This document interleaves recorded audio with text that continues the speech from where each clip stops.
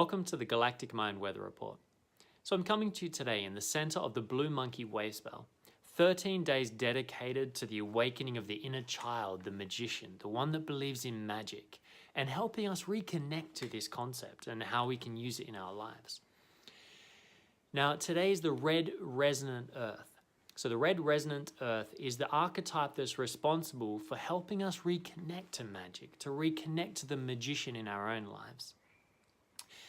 And I was contemplating this today. What does this mean? How can we use this in our reality? And what really came through to me is we're speaking about, the left and the right brain hemispheres. This idea of logic and chaos, masculine and feminine. We actually literally have two parts of the brain. One side of the brain, where are we? To the left. One side of the brain is dedicated to logic, processes, very linear thinking. And it's an incredible part of the brain that is absolutely necessary to create something and bring it into form and keep it alive and to survive. But this left part of the brain, the logic part of the brain, has been really idealized since the Industrial Revolution. It's been looked at as almost the whole. The only real thing is logic. It's the scientific method. And I'm not bashing up on the scientific method in science. I think it is such an incredible thing. But we have this right hemisphere of the brain. It's the realm of the artists, the creators, the magicians, the inventors. And the right side, they relate to the feminine, the creative. It's the chaos, where nothing is certain. So this right side of our brain is this part that's incredibly adept to dealing with chaos, to dealing with disorder. And then the left is so magnificent at taking the inspiration and creativity of the right and putting it into a logical form.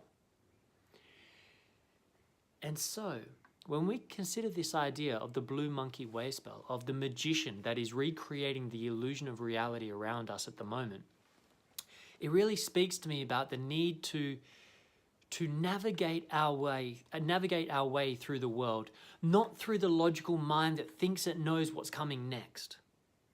Because that's how we're taught and trained to live in life, to use our logical mind to look at our past and predict the future, to decide what to do now.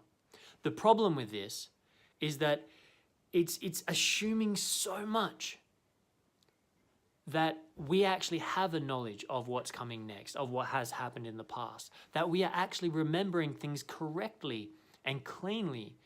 But when you look more and more at the human condition, the way you remember the past is so different to the way that someone else in your family might remember the past, or a friend or a lover or somebody else.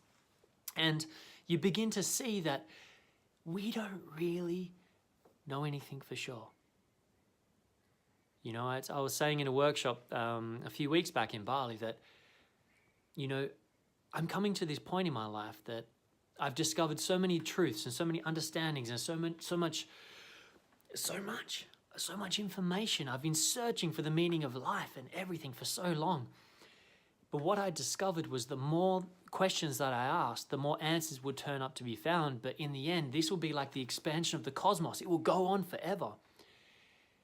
And as entertaining as that is for the ego, it is not very satisfying for the soul, for the presence of simply being here and being alive and being human. And I was running away from that experience, the discomfort of not knowing. And it's one of the greatest fears of humanity is the unknown. It's really what's so terrifying about death itself, is that for all our experiences, no one really knows 100% for sure. And so we create the scientific method and we create so many things that we come into our society and we say, this is truth, this is how it works, this is the structures, this is the logic. So that we can take away this fear of the unknown and say, we know. And this has been rife since the Industrial Revolution. But something I want to put forward now that really resonates with today's message of the Red Resonant Earth, to learn to navigate our evolution through synchronicity. That means to pay attention to what is arising in your now, in your every now moment that is synchronized with your being. That, it's those moments where you're thinking about something and then suddenly the TV ad pops up and says the same message, or a phone call comes from the person you're thinking about, or You know the synchronicities. It's what people call, I've even forgotten the word, I've stopped using it so much. Coincidence. Coincidence. It's not a thing. Synchronicity.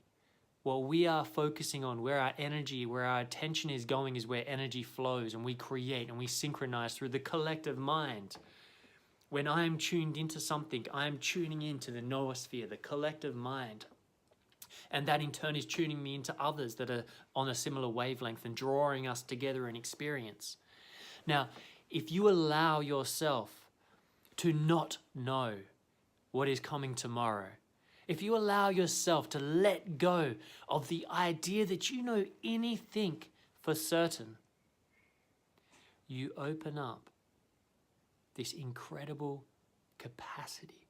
You open up this incredible potential for miracles, for synchronicity, for the unknown to manifest within your reality, that which you didn't even know you wanted, or you were built for, or designed for. When you begin to let go of all the definitions of who you are, and instead embrace the idea that you are like a childlike expression of God, not here with this serious task to fix and make something okay and right again, but instead change the perspective and feel what it would be like if you were simply a playful missionary of God here simply to experience what it is to be human. Not to know everything that is about to happen, not to understand through intense and endless research and analysis and logical left brain thinking, but instead be of service to the right brain chaos, the right brain inspiration, love. Love is not logical, neither is life. And what we're really calling for here is to challenge yourself to just, even if just for the next week, endeavor to let go of thinking you know. Let go of thinking you know what the person you're talking to, what the person is about to say that you're talking to. You know when you're having a conversation with somebody and you assume you know what they're saying before they've finished their sentence.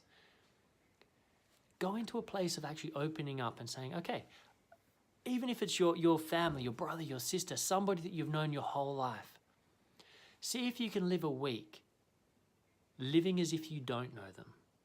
Living as if there's a whole realm hidden behind those eyes that you might not have seen yet. Live your workplace. Go to your job. Don't go to your job tomorrow thinking it's just going to be like it has every other bloody day. But instead, see if you can embrace this childlike innocence, this magician's spirit of anything is possible tomorrow. So let's let go and start fresh and see what happens. And so the beauty that begins to happen is when we stop knowing everything, when we allow ourselves to surrender into the unknown, to make peace with the idea that we can't know everything about reality. And we're not here to understand everything about reality. We're here to experience reality. We're here to come in and with these physical vessels to play out our cosmic script, to live this hero's journey and to see what turns up on our doorstep moment for moment and respond to each moment fresh and new as if it has never been before, because it hasn't. When we can stop carrying the past woundings and conditioning into every moment, but instead really come into remembrance of who we are just in that moment and respond to what comes, to give everybody a second chance, a third chance, a fourth chance, chance after chance to recreate themselves. It's where the forgiveness, to forgive ourselves for who we've been, to forgive others for who they've been, allows space for us to recreate who we are now, from a place of love and not fear. And I challenge you to endeavor to take this on at least for the next week. Because if you do, you open yourself to magic. And magic is real. And it may not be like we see the illusionists on stage, but it's from this right brain chaos, from out of nowhere, that genius arrives, that new inspiration happens, that invention occurs. It is not from insane, continuous, mental, logical thinking that we get genius ideas and breakthroughs. Go look at all the geniuses of the past and where they got their breakthroughs from. There was relentless understanding of things, but the breakthroughs didn't happen through hard, focused thinking. It was through creating an environment for breakthrough. By being surrendered, all the geniuses, they were surrendered to something they didn't know. And the more that you could let go, the more space you allow for invention to happen. And invention is magic. So pay attention now to the synchronicities for the week ahead. See what life is trying to say to you. What is it speaking to you by what you're seeing around you? And pay attention. Slow down. Really slow down and enjoy the show. And you'll never know what break you might get if you let go of needing to know. And with that, I bid you a magical, magical Blue Monkey Wavespell as you come to the final week of it. And I'm going to call this little report to an end because it's getting very chilly here in the Perth Hills. Winter has definitely kicked in, and not sure if you can see my breath, but it's nippy. So I'm going to get inside and warm myself up by the fire. And I'm letting myself go to see what magic turns up. And I look forward to seeing you in the new Wavespell, the Yellow Seed Wavespell that starts in about a week, because we have some real juicy energy on its way. And I'm pretty excited. So I'll talk to you soon. So much love in Lakesh.